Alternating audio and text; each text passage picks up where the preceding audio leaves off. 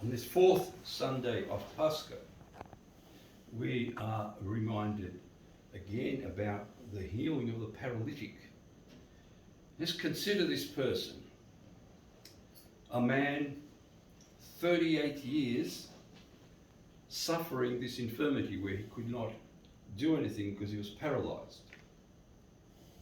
Now it was known that in Jerusalem there was this pool, miraculous pool, where an angel would come from time to time, stir up the waters, and whoever jumped in first was cured of everything they had, any sort of thing that they possessed that was to them a sickness.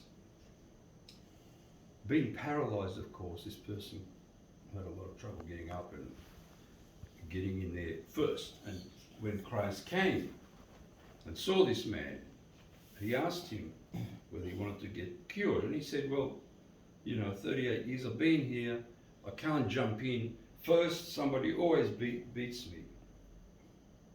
And at that point, Christ healed him straight away. Consider this. Had we been paralyzed, had we been of that sort of infirmity, and how long would we have tolerated to be sitting or lying around this pool waiting for the waters to be stirred up?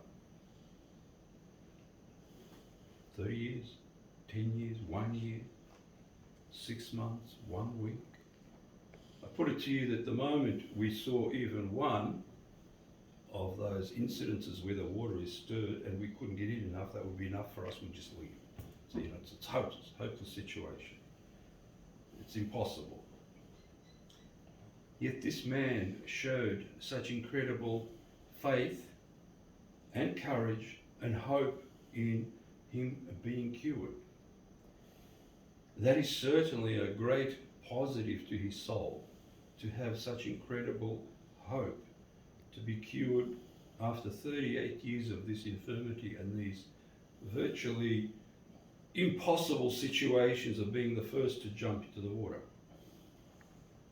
That is really a terrific example for anybody that thinks they're in some dire situation and wants to lose hope about that it won't be put right, because it can be put right in an instant, just as Christ did here.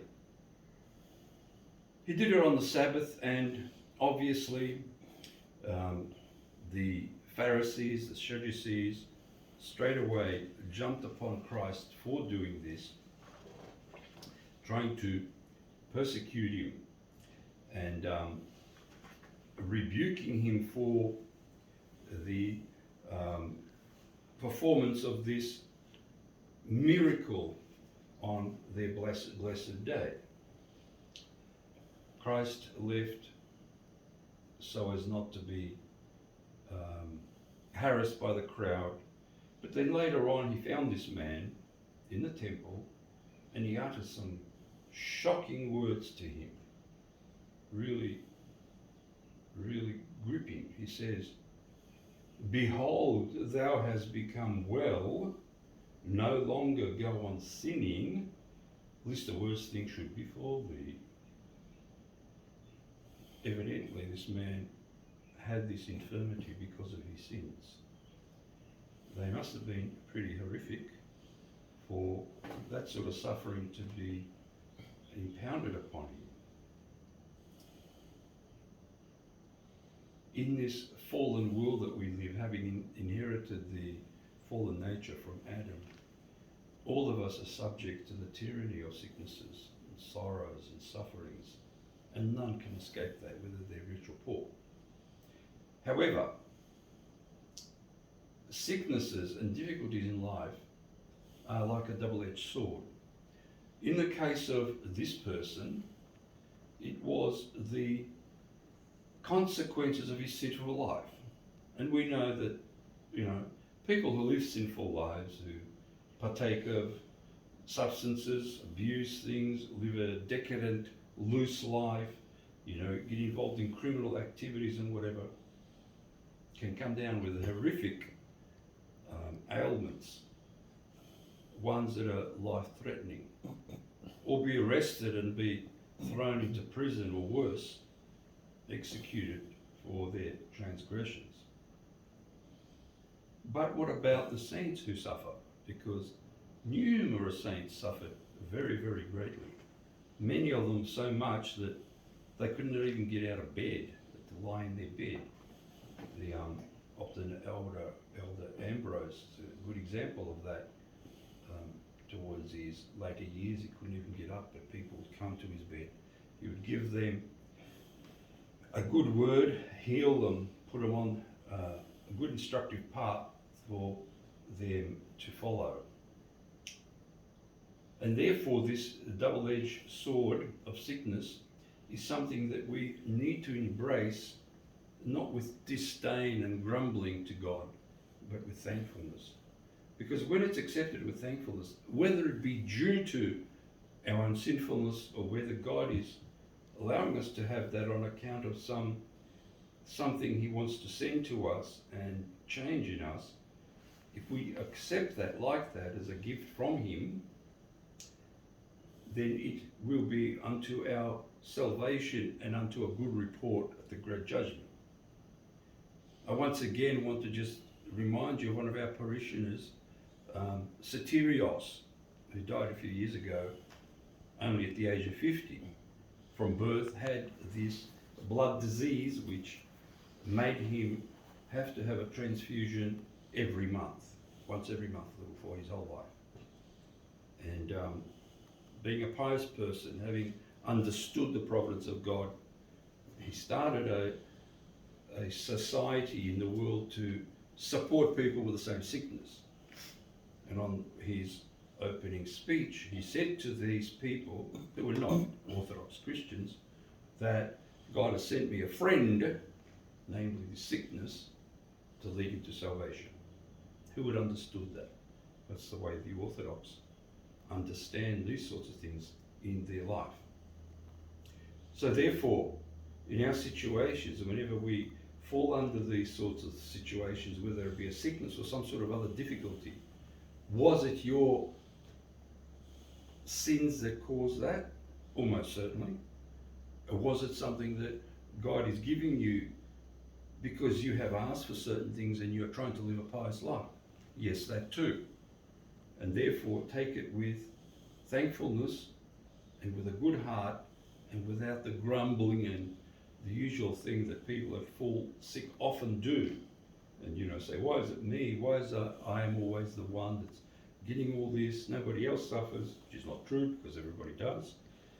But in any case, that's the way that this is supposed to be taken. Saint Ignatius Branchaninov, of whom we have been blessed to have his relics here, has a very long sermon about this particular Sunday feast, the Paralytic. And I do urge you all to find it and read it because it is freely available on social media. In the epistle reading today from the Acts, there is an incident with St. Peter, with Apostle Peter, where he went to Lydia and there healed a lady, a man named Aeneas, who was also in his bed for 8 years and was paralyzed. So we have these two sides of the paralytic today, one from the epistle, one from the gospel. And then there was the disciple Tabitha, who was a good woman, a pious woman, did many good things, died, got sick and died. Disciples heard it, told Peter, he came and actually raised her from the dead.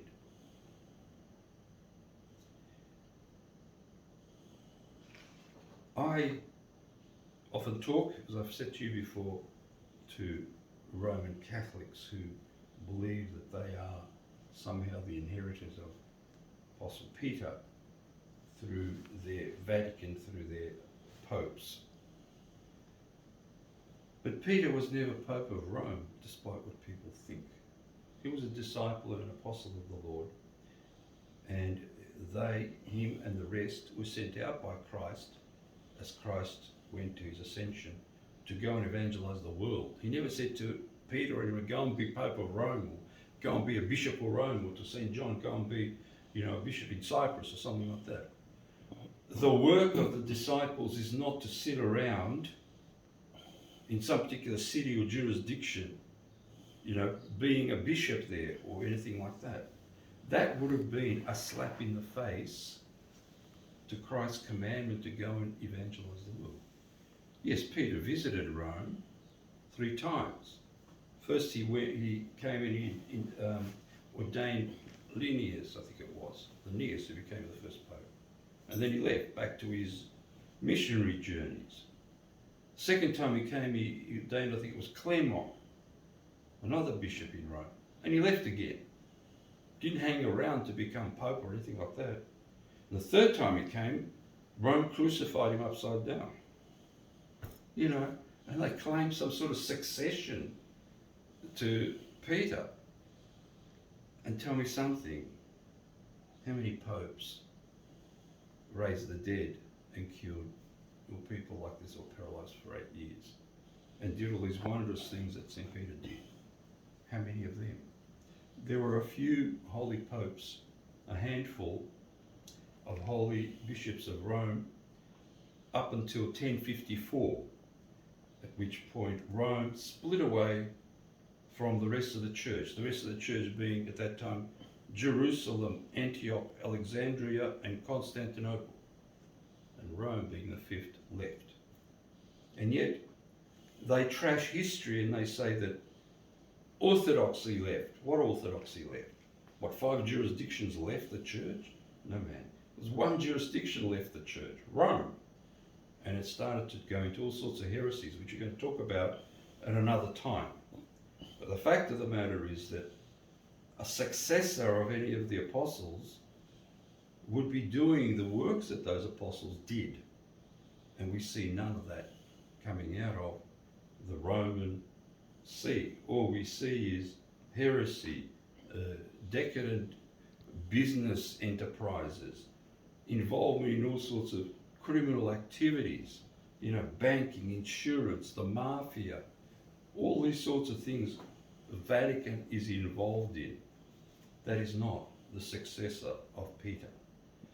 So therefore, do not be discouraged if you ever talk to these people, but give them a correct understanding of the history and not the one which has been rewritten to suit these popes of Rome. And if you are really interested, there are plenty of short books about almost all the popes and who they were. When I read some of this, it was horrific. It was horrific. Not only were some selected as popes before they were aged 20, still teenagers, but they were always selected by the ruling elite. Various families and political bodies elected these people in order to line their own pockets. And it's not a hidden fact that most of the popes of Rome had numerous illegitimate children, amongst even worse type of sexual sins than that, which goes on to this day. And that's reflected in the fact that they have prevented their officers, the ones that are the priests or whatever, from marriage. And the gift of God that is given to humankind, they've prevented that. Which means it attracts a certain type of person. Certain type of person. If it's a person that does want to get married but can't, they have to somehow, excuse the expression, screw their soul to fit in. And it always causes a problem. And that's why they have so many of these wayward and decadent sins coming out. If you want to get a dose of that, there is a shocking movie. Actually, it's made in Australia. It's called The Devil's Playground. It's made in the a very old mansion in Geelong, just near Geelong, which was used as a seminary for Roman Catholics. And it goes into the issues that the boys and the so-called brothers there, because they have this thing of brothers. Brothers are not priests. They are men that have so-called given vows of chastity, but they just sort of hang around and do things like teach and whatever. Have a look at that movie. It's called Devil's Playground. It is available, and I'm sure you will get the whole point just in that. God help us with this Paschal time to accumulate this important knowledge in our life in order that we may prepare ourselves for the next major feast, which is the descent of the Holy Spirit on Pentecost Sunday.